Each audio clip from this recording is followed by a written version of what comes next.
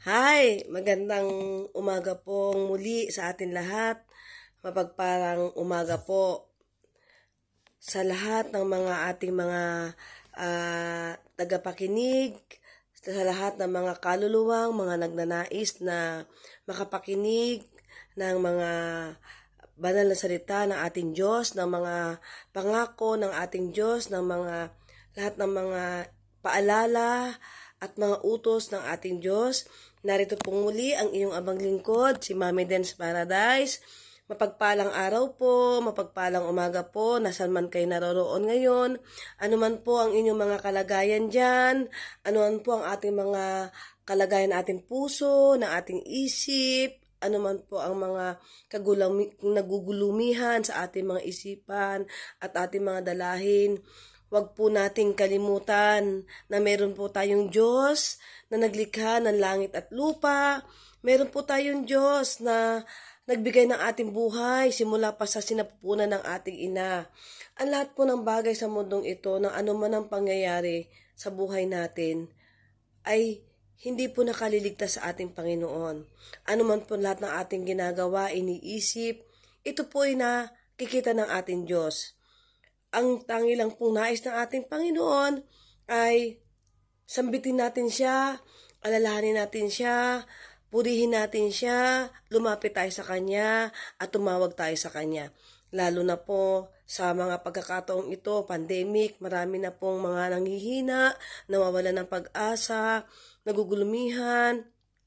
Marami po mga hopeless, marami po mga depression, marami po mga sa iba't ibang panig ng mundo at iba't ibang panig ng ating mga lugar, lalo na po sa ating bansang Pilipinas at saan pang panig ng mundo.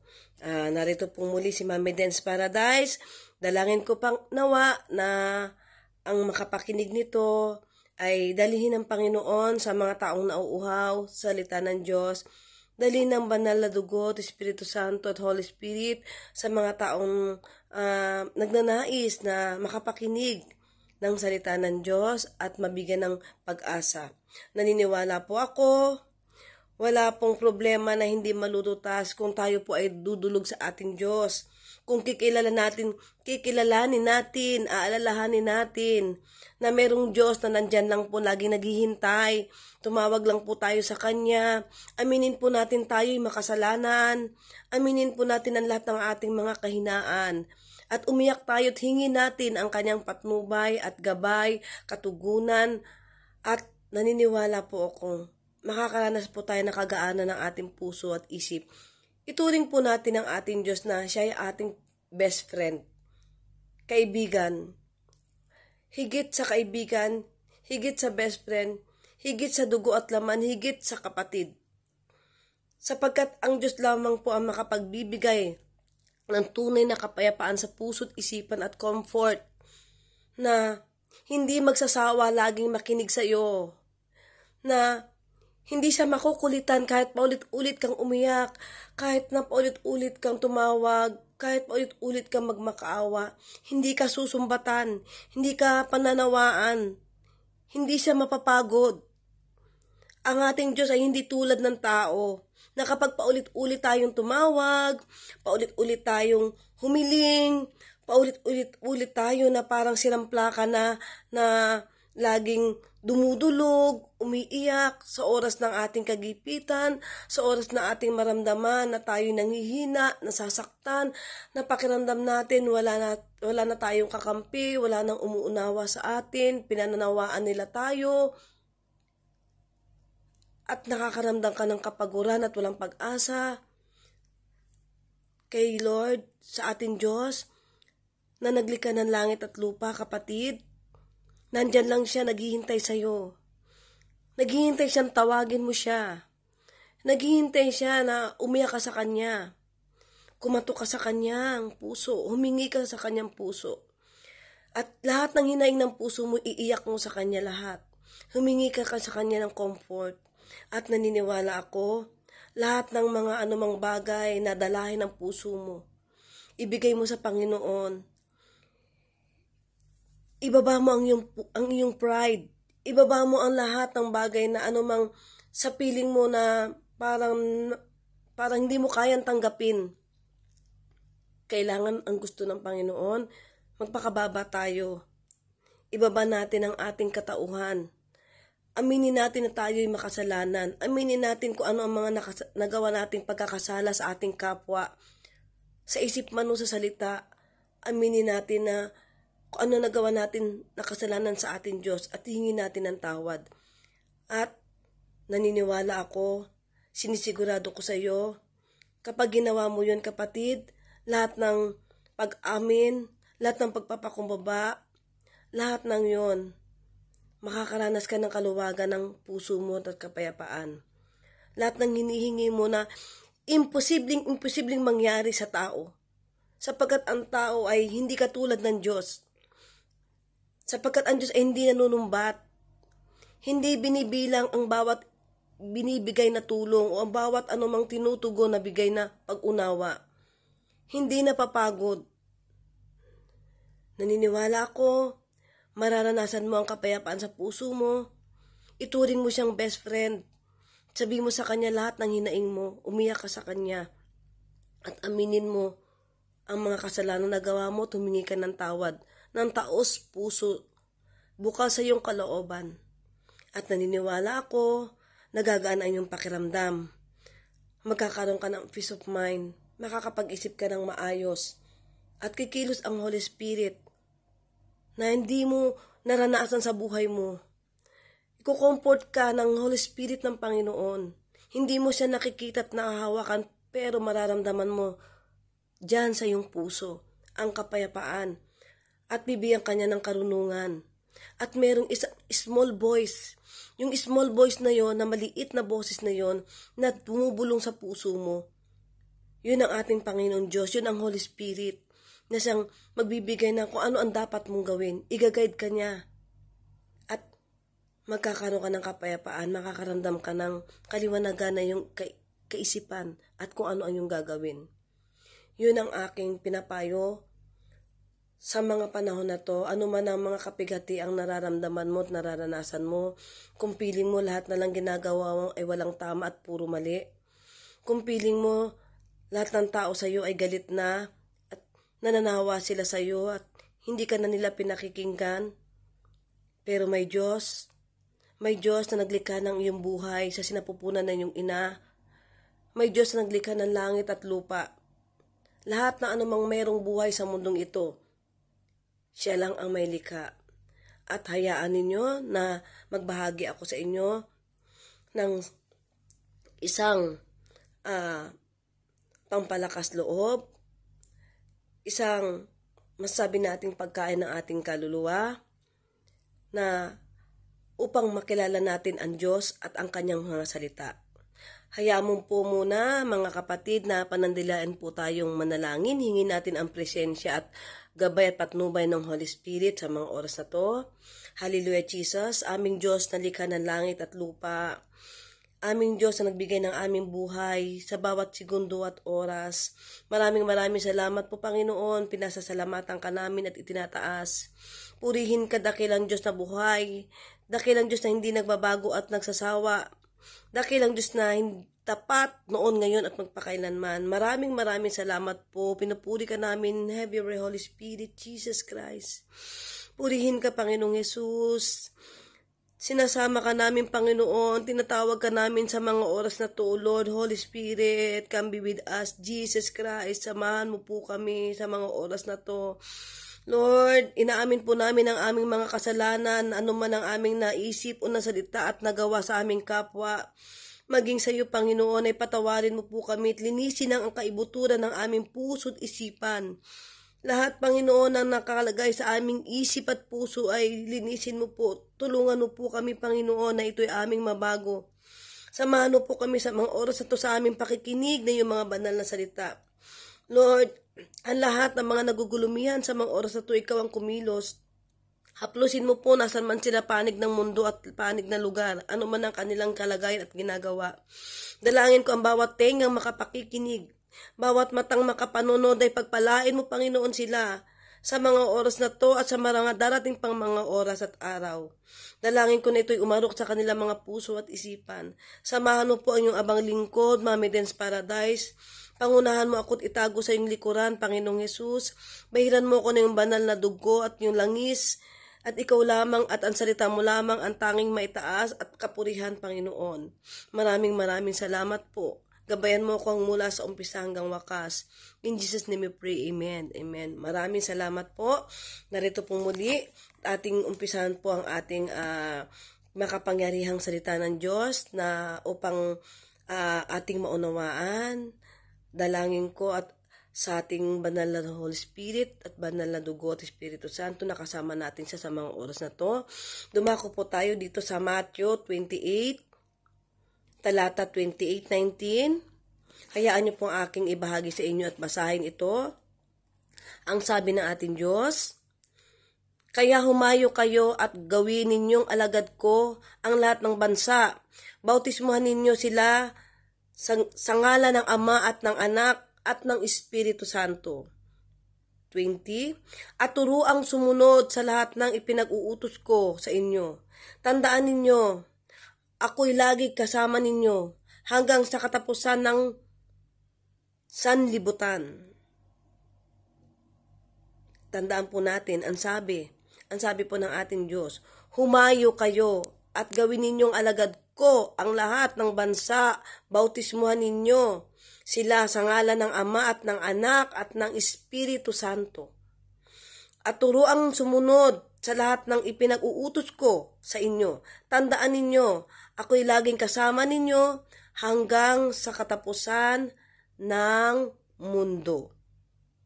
Ang sabi po ng ating Diyos, humayo raw po tayo. Ituro po natin ang salita niya. At gawin po siyang alagad. Bautismuhan daw po natin.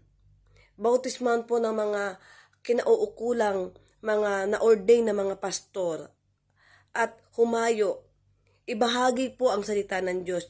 Yun po ang nais ng Panginoon. Siya po ang nagsabi nito. Ang kanyang disipulo na si Matthew, inuutos po ng ating Diyos na humayo daw po. At sa pamamagitan po nitong aking paghayo, ito po ang aking pamamaraan. Sapagkat pandemic po tayo ngayon, wala po tayong malalapitan, mapupuntahang lugar. Bawal po tayong gumala kung saan-saan para maghayo. Bawal po tayong makapag face to face para ipamalita ang salita ng Diyos. Para sabihin may Diyos na nandyan naghihintay lamang sa iyo. Kung nakakaramdam ka ng kahinaan, kapighatian, may Diyos na nandyan naghihintay, tumawag ka lang sa Kanya at lumapit. At sabi pa ng Diyos, diba, sa 20 po, turuang sumunod sa lahat ng ipinag-uutos ko. Turuan daw pong sumunod. Turuan daw pong sumunod. Ano ba ang pinag-uutos ng ating Panginoon? Ano kaya po ang pinag-uutos ng ating Diyos? Ano kaya iyon? Sabi ng Panginoon, turuan daw po natin sumunod sa lahat ng kanyang mga pinag-uutos. Ano kaya ang mga pinag-uutos ng ating Panginoon sa lahat ng mga tao? Ang sabi ng ating Diyos, turuan daw. Ano ang mga pinag-uutos ng ating Diyos? Ang sabi ng ating Panginoon, bumako po tayo rito sa ating Matthew 21, verse 5. Pinag-uutos, ang sabi po ng Diyos, ay turuan daw pong sumunod sa lahat ng kanyang pinag-uutos. So, turuan daw po natin. Ituro natin sa mga tao kung ano-ano yung mga pinag-uutos sa atin. Ito po isa sa mga pinag-uutos ng ating Diyos sa atin. Ang sabi dito sa Matthew 21, verse 5, ang sabi dito, maging mapagkumbaba, pananalig ng walang pag-aalinlangan. Yun po ang sinasabi. Ano mga hingin ninyo sa panalangin ay tatanggapin ninyo kung nananalig kayo. So, At sinasabi rin po ng ating Diyos, yung maging mapagkumbaba daw po tayo. At manalig po tayo na anuman ang ating hinihingi sa panalangin. Isipin daw po natin na ito ay tinanggap na natin. Kung buong buo ang ating pananalig at pananampalataya sa ating Diyos na kaya niyang ibigay ang lahat na anuman nilalaman na ating puso. Kung tayo napapagod, kung tayo nawawala ng pag-asa, manalig tayo sa ating Panginoon. Sinasabi ng Diyos sa ating banal na kasulatan, huwag tayong mawawala ng pag-asa. Huwag tayong panghihinaan ng loob. Huwag iwasan natin ang yung pagiging pagmataas sa ating kapwa. Yung ipamuhay po natin kung ano yung narinig natin sa salita ng Diyos. Wala pong hindi mapangyayari ang Diyos sa sino mang lumalapit sa Kanya at nananalig, sa sino man ang may genuine at malinis na puso na tinatanggap na siya ay makasalanan. At sinabi rin po ng ating Panginoon Diyos, dito po sa ating awit 19, verse 11, ang utos mo, Panginoon, sa alipin mo at lingkod ay mayroong gantimpala kapag aking sinunod. May gantimpala raw po ang ating Diyos. Dito po to sa 19, verse 11, sinasabi ng ating Diyos, ang sino mang sumunod sa kanyang mga pinag-uutos ay may gantimpala tayong matatanggap. Ano po ba yung mga gantimpalang ating matatanggap na sinasabi ng ating Diyos? Yung mamuhay po tayo na may kapayapaan ng puso. Yung bawat umaga, sinasabi po sa ating banal na kasulatan, magbulay tayo, magbasa tayo. Pag-isig natin sa umaga, manalangin tayo. Manalangin tayong mayroong Diyos na tagapagligtas. Manalig tayo na mayroon tayong Diyos na hindi natutulog. Mga kapatid, ang Diyos ay lagi naghihintay lang. Dito po sa banal na kasulatan, ang sabi ng ating Panginoon ay humayo. Sa pamamagitan po ng pagbablog kong ito, dalangin ko ng sino mang kaluluwa na nagugulamihan, ito ay makita nila at mapakinggan. Tulad din po sa sinasabi dito sa ating banal na kasulatan, dito sa unang Pedro 5, talata 5, verse 6. Dito po sinasabi.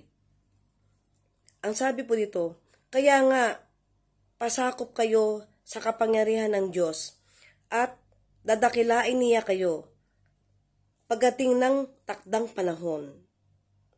Ang sabi dito pa, verse 7, ipagkatiwala ninyo sa Kanya ang inyong mga kabalisahan, sapagkat siya ang kumukupkup sa inyo. Ipagkatiwala daw natin sa ating Diyos kung ano man ang ating mga kabalisahan. Ang Diyos po ay lagi naghihintay. Inuulit ko ang sabi niya dito, kaya nga magpasakop daw po tayo, kayo sa kapangyarihan ng Diyos at dakilain niya kayo pagdating ng takdang panahon.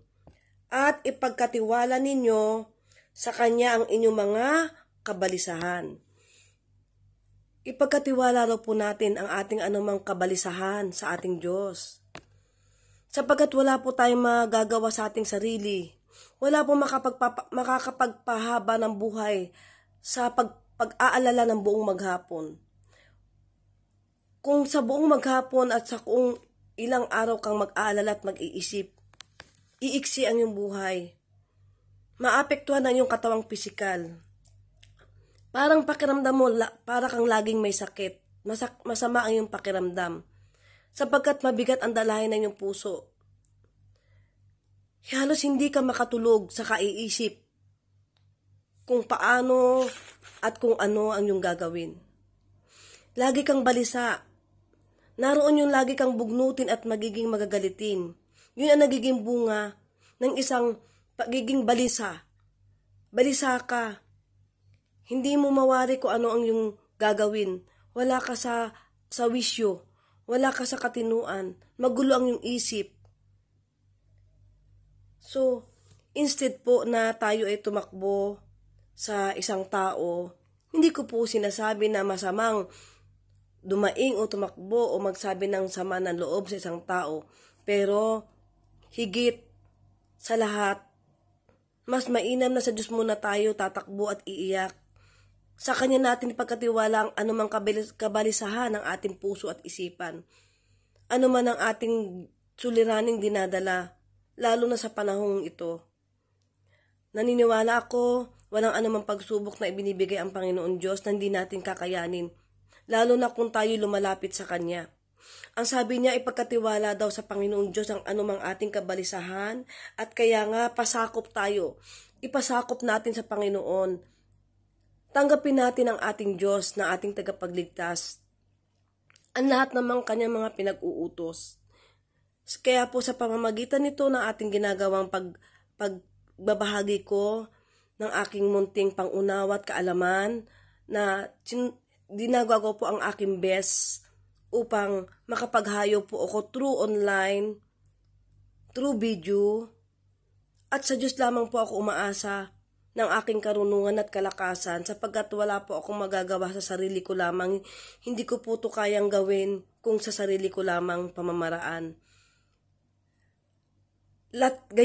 Ganun din po kayo. Hindi po natin kayang gawin, isipin o baguhin ang ating sarili kung wala pong patnubay ng banal na Holy Spirit ng Panginoon na naglikha ng langit at lupa at nagbigay ng ating buhay araw-araw.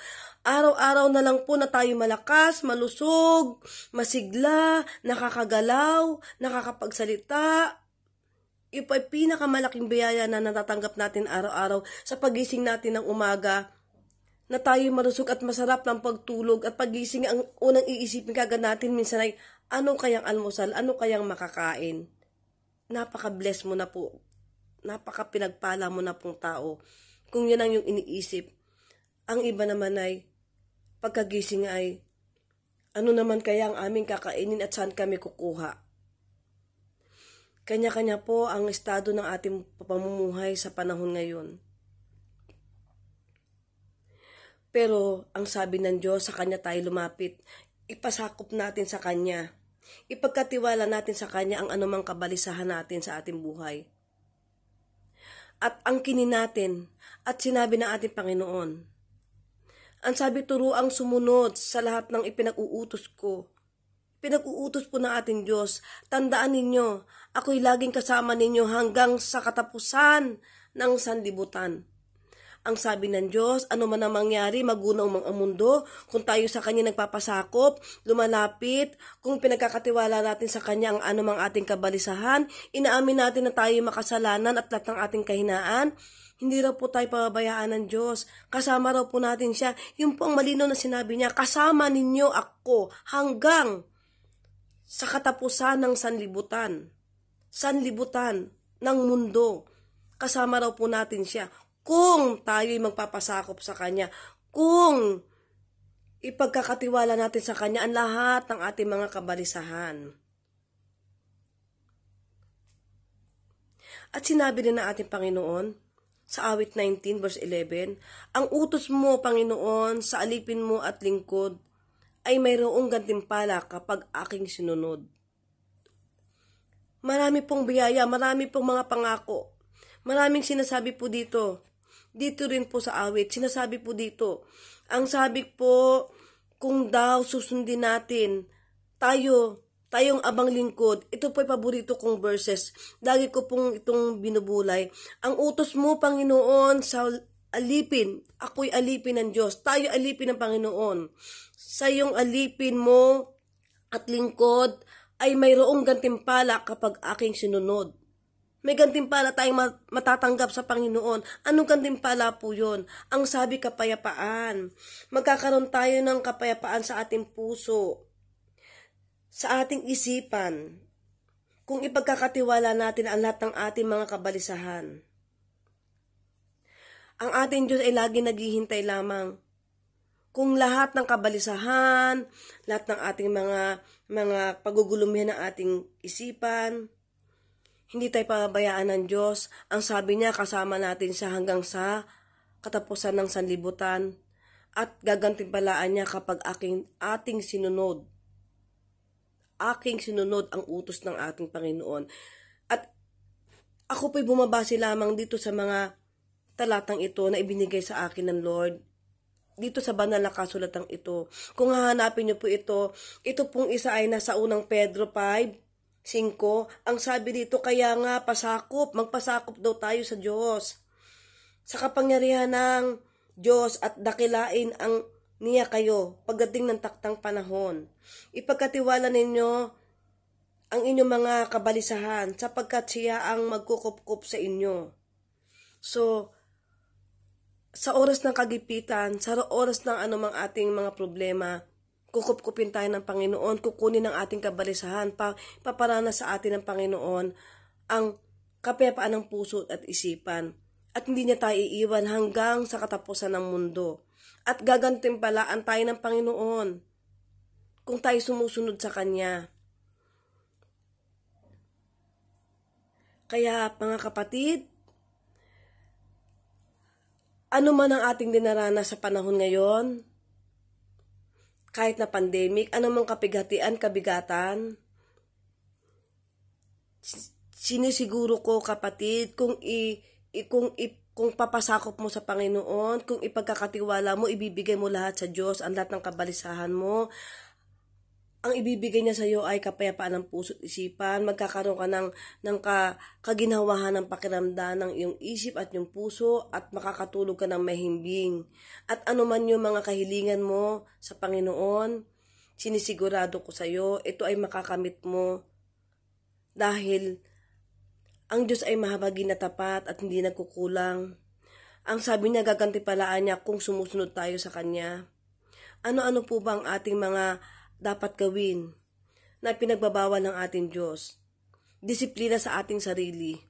Kung tayo may mga bisyo, iwasan na natin yung pag-iinom at pagsisigarilyo na isa nakasisira ng ating katawan. Kung tayo ay magagalitin, matuto tayo magkaroon ng self-control sa ating mga dila. Kung tayo ay bugnutin, kontrolin natin ang ating sarili. Sapagkat lahat ng yang magagalitin, bugnutin, palabulyaw, yung mga yung sigarilyo, alak, lahat pong yan, ang nagiging bunga ay sakit at pasakit ng buong katawan. Kung ikaw naman ay naninigarilyo, unti-unti niyang sisirain ang inyong katawan tao, ang iyong baga. Kung ikaw ay palainom, ang iyong isip ay walang katinuan. Nandyan yung sinasabing pagising ng umaga, may hangover, mainit ang ulo, masakit ang ulo, hindi makapag-isip ng maayos, bugnutin, magagalitin. At ang ating matabil na dila, kung hindi naman maganda ang ating sasabihin sa ating kapwa, mainam na nating itahimik ang ating dila, kontrolin ang ating sarili, mag-isip tayo kung ano yung sinabi niya. Nasaktan man tayo, wag natin batuhin. Kung binato ka ng bato, wag mong batuhin ng bato. Batuhin mo ng tinapay. Sapagkat hindi nakalulugod sa Panginoon ang paghihiganti. Sapagkat ayaw ng Diyos na tayo ay masira ang ating katawan tao, ang ating espiritu, ang ating kaluluwa. Ayaw ng Diyos na tayo ay biglaang mamatay sa walang katuturan dahil sa hindi pagkakaunawaan. Biglang nagkasakitan ng pisikal na katawan at bigla rin nagkasakitan ng emosyonal, ng puso, ng damdamin. So, kung ano man yung mga pinagdaraanan, kapatid, sa mga oras na to, ipagpasa Diyos natin ang lahat. Ipasakop natin sa Panginoon. Isumbong natin sa ating best friend, si Jesus Christ. Isumbong natin sa ating Ama na hindi nagsasawang makinig, na nandyan lang siya lagi naghihintay sa'yo. Naghihintay sa'yo na lumapit ka, tumawag ka sa Kanya. Ano man kabigatan ang nararamdaman mo sa mga oras na to, idulog natin ito sa ating Panginoon Diyos at naniniwala ako na kapag buong puso nating idinulog at tinanggap natin ang ating kamalian at kahinaan at ating kasalanan at humingi tayo ng tawad sa ating Panginoon Diyos at sa ating kapwa na nagawa natin ng pagkakasala, na naging mapagkumbaba tayo. Ibaba natin ang ating pride sapagkat walang maidudulot na mabuti ang pagiging mapagmataas. Ang sabi ng Diyos, itinataas ang puso mapagkumbaba at ang puso mapagmataas ay ibinababa. Maraming salamat po. Sana po muli ako ay nakapagbigay sa inyo ng isang inspirasyon na makapagbibigay ng lakas sa ating buhay, sa pang-araw-araw, sa ating puso na nabibigatan. Dalangin ko sa inyong lahat, ang sino mang nakapakinig nito ay pagpalain kayo sa lahat ng inyong gagawin na desisyon sa buhay. Ang Diyos lamang ang siyang ating kalakasan at kanlungan sa oras ng ating kagipitan.